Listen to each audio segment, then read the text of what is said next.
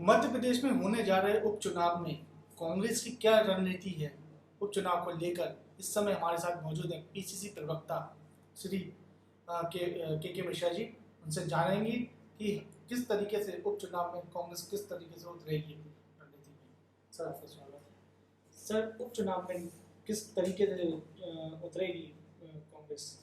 कांग्रेस के इरादे फौलादी हैं, बहुत मजबूत हैं। आया राम गया राम की चिंता किए बगैर हम बहुत मजबूती के साथ भारतीय जनता पार्टी की रणनीति को ध्वस्त करेंगे और एक बार फिर इस प्रदेश में कमलनाथ जी को काबिज करेंगे। हाँ, जैसे इस समय युवा चेहरा भी नहीं है आपके पास, और आने वाले समय में किस युवा चेहरा को आप लेकर आएंगे? ग्वालियर चंबल संभाग की 16 सीटें हैं, उसको क्या करेंगे? क्या युवा चेहरा अकेले सिर्फ मिस्टर सिंधिया जी थे क्या?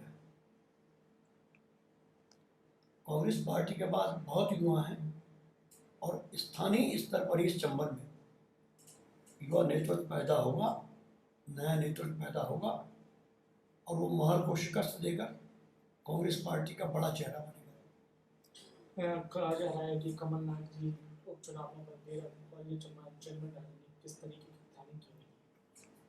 क्योंकि सर्वाधिक चुनाव इसी अंचल में 16 सीटों के, तो निश्चित तौर पर हमारे मुख्य चेहरे कमलनाथ जी होंगे और वो ही मुख्य चेहरे या स्टार प्रचारक के रूप में ग्वालियर चंबल की जनता से रूबरू होंगे और काफ़ी समय में हिलेंगे। दिग्विजय सिंह जी है, वो उनको चंबल संभाग में आने को उन्होंने मना कर दिया कि मेरे जाने से वोट कटते हैं कांग्रेस के, तो मैं नहीं जाऊँगा। तो दिग्विजय सिंह जी की इस उपचुनाव में किस तरीके से भूमिका है?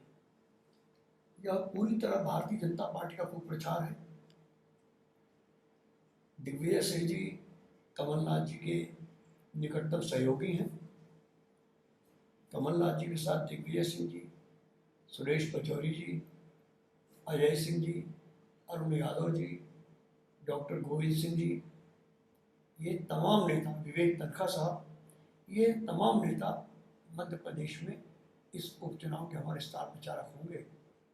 और मैं फिर दृढ़ता से कह रहा हूँ, आत्मविश्वास से कह रहा हूँ कि हम भाजपा की सरकार को हराएंगे। दिन प्रतिदिन कांग्रेस से विकेट गिरते जा रहे हैं। कमलनाथ जी कहते हैं कि मेरे पास सभी विधायक हैं, मगर दिन प्रतिदिन आपके विकेट गिर रहे हैं। देखिए, जिस तरह की खरीद फरोख्त भारतीय जनता पार्टी कर रही है, चाहे राजस्थान में हो या चाहे मध्य प्रदेश में हो, और मैं आज फिर आपको भविष्यवाणी कर रहा हूँ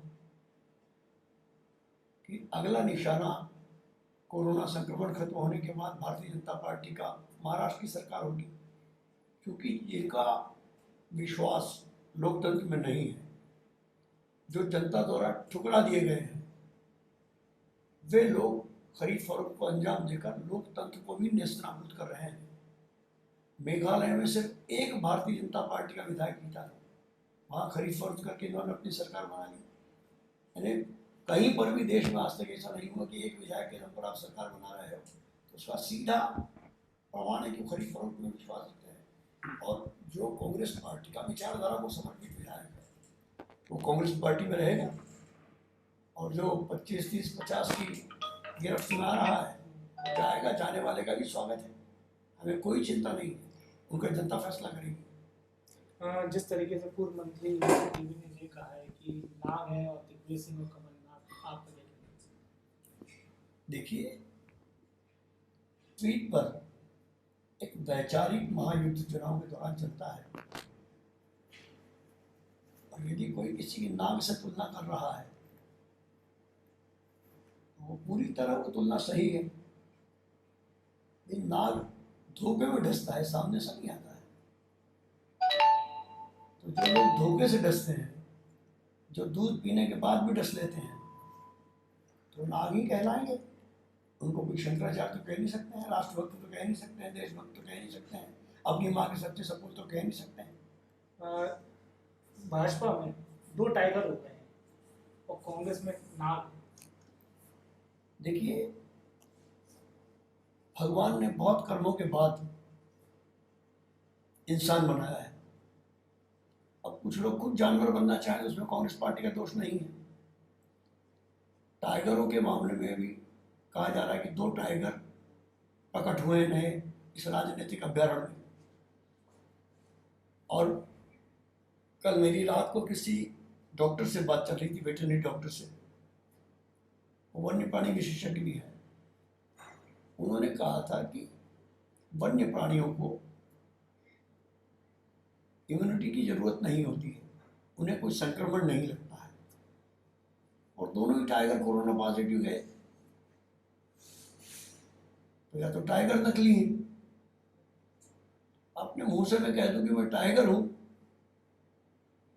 और निकलूंगी चूहा, तो कोई मतलब थोड़ी है। जिस तरीके से कोरोना का माहौल चल रहा है, बीजेपी का कहना है कि हम सोशल मीडिया के माध्यम से चुनाव करेंगे, प्रचार करेंगे। कांग्रेस किस तरीके से सोशल मीडिया पर चलेगी? इस देश में या कहूँ कि पूरे विश्व में कोरोना को फैलाया है चीन ने, ऐसा कहा जा रहा है।